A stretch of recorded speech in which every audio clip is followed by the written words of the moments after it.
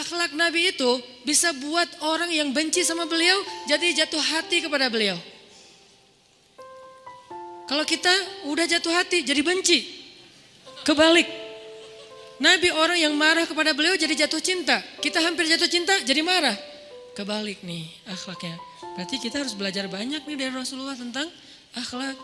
Beliau tuh bisa bikin seorang perempuan yang suaminya baru terbunuh, ayahnya terbunuh, pamannya terbunuh, saudaranya terbunuh dalam perang Khaybar.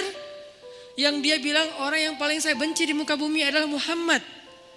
Terus tiba-tiba yang namanya Muhammad datang menghampirinya di dalam tendanya, ditemani oleh beberapa orang sahabat. Lalu kisah itu diriwayatkan, Nabi datang dengan raut wajah yang penuh empati. Dengan raut wajah yang penuh empati. Bukan raut wajah orang yang sebagai pemenang perang. Kan Nabi menang perang waktu itu. Sebagai seorang tuan, bukan. Yang empati. Yang kayak sahabat banget gitu. Datang Nabi duduk di sebelah Sofia. Sofia diam aja, marah banget. Cuma dia gak bisa ngapa-ngapain karena dia berstatus tawanan perang. Mau gimana coba? Mau dia tusuk? Gak bisa, dia sendiri. Dan dia takut bahwa dia akan diperlakukan seperti umumnya orang memperlakukan tawanan perang. Karena dia belum paham, belum kenal Rasulullah. Dia kaget ketika Rasulullah SAW minta maaf sama dia. Kaget, gak ada cerita orang dalam perang yang menang minta maaf kepada yang kalah. Ada gak cerita kayak gitu? Gak ada tuh. Yang menang minta maaf sama yang kalah. Maaf ya kami menang. Jangankan perang, sepak bola aja susah nyari yang kayak gitu kan ya. Ini akhlak nih untuk kita teman-teman di Bandung dengan Persibnya. Nanti di Jakarta dengan apa Jakarta teh? Persijanya. Nanti yang menang siapapun yang tanding, maaf ya menang. Dari mana lo akhlak kayak gitu? Rasulullah. Karena yang itu lebih serius loh daripada bola. Bola kan cuma permainan, entertain, olahraga kan. Gak seserius perang. Perang itu serius. Kalah itu meninggal artinya terbunuh. Kalau kita kalah paling ya kurangin apa nggak dapat skor gitu, nggak dapat poin. Kalau itu kalah terbunuh.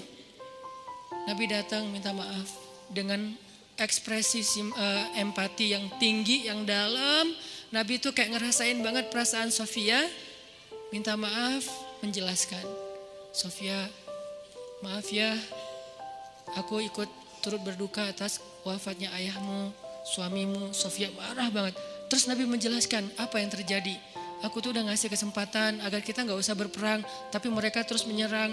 Maaf ya, ngejelasin lagi. Maaf ya, ngejelasin lagi. Berjam-jam. Seolah-olah Nabi yang minta pengampunan kepada Sofia. Seolah-olah Nabi itu tawanan perang. Minta maaf, menjelaskan kejadiannya. Minta maaf, menjelaskan. Terus kayak gitu dengan ekspresi serius. Dan kelihatan banget lah. Ucapan dan ekspresi orang yang jujur kan kelihatan ya. Jujur bahwa beliau tuh empati banget. Bahwa beliau juga berduka. Terus sampai Sofia dari yang tadinya lihat ke bawah nunduk marah. Lama-lama ngelihat ke arah Rasul. Ngelihat ekspresi Rasul serius banget. Malah dia jadi kasihan. Sampai akhirnya dia jatuh cinta kepada Rasulullah SAW. Kata Sofia, ketika Rasulullah SAW datang kepada saya, waktu itu dia adalah orang yang paling saya benci di muka bumi. Tapi dia terus meminta maaf dan menjelaskan. Meminta maaf dan menjelaskan. Sampai akhirnya dia menjadi orang yang paling saya cintai di muka bumi. Akhlak Rasul. Rasulullah gak mengatakan Allah berfirman wahai Sofia. Enggak, belum ke sana. Akhlak dulu, baru nanti ajarin. Tarbiyah namanya kan ya. Sesungguhnya di dalam Al-Quran ada ayat tentang orang-orang yang kafir yang telah mati terbunuh. Enggak, Rasulullah tuh tahu. Jangan ngomongin tentang ayahnya yang mati terbunuh, ibunya yang pamannya, suaminya yang mati dalam keadaan kafir. Nabi enggak mau ngomongin itu, kenapa? Menjaga perasaan Sofia. Kok masih dijaga sih perasaan? Kan mereka beda agama, mereka orang kafir. Inilah akhlak Rasul. Sehingga Nabi membahas yang membuat Sofia merasa kayak dihargai. Sebagai seorang janda, sebagai seorang perempuan, sebagai seorang yatim. Sebagai seorang tawanan. Sehingga dia takjub dengan akhlak Nabi. Akhirnya dia cerita. Ya Rasulullah, belum beriman udah manggil. Ya Rasulullah, saya pernah bermimpi. Bahwa dalam mimpi saya melihat ada rembulan di atas kota Madinah. Lalu jatuh ke pangkuan saya. Jibril turun bilang ke Rasulullah, apa maksud dari mimpi itu? Tahu gak Rasulullah apa maksud mimpi? Apa Jibril? Maksudnya rembulan itu kamu. Maksudnya dia akan jadi istri kamu di dunia dan akhirat. Rasulullah langsung, aduh gimana ya? Rasulullah juga orang yang ra'fah banget tuh. Bil mu'minina ra'ufun rahim tuh Rasulullah. Gak enak, kan dia masih janda baru meninggal suaminya. Masa saya lamar gimana ya? Kata Jibril, ya Rasulullah, Allah suruh engkau melamar dia untukmu. Menjadi istrimu di dunia dan di akhirat. Rasulullah dengan gak enak hati mengatakan, Sofia, aku ingin melamar kamu. Sofia, gimana ya? Itu mah cewek ya. Saya mencoba untuk menghayati kisah ini dari angle cewek elegan ya. Bukan cewek biasa, oh boleh gak apa-apa sih, gue sih enggak.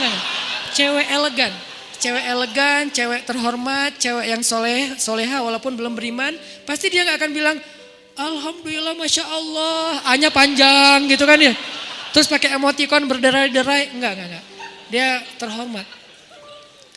Dia akhirnya saya terserah gimana baiknya aja, menikahlah Nabi dengan Sofia. Modalnya apa? Akhlak. Bukan mahar yang besar, bukan akun sosial media followersnya paling banyak, bukan eksistensi, bukan gaya-gayaan, bukan datang bawa mobil mewah, datang bawa akhlak. Ini kayaknya modal kita belajar juga nih gimana cara ngelamar calon istri, akhlak.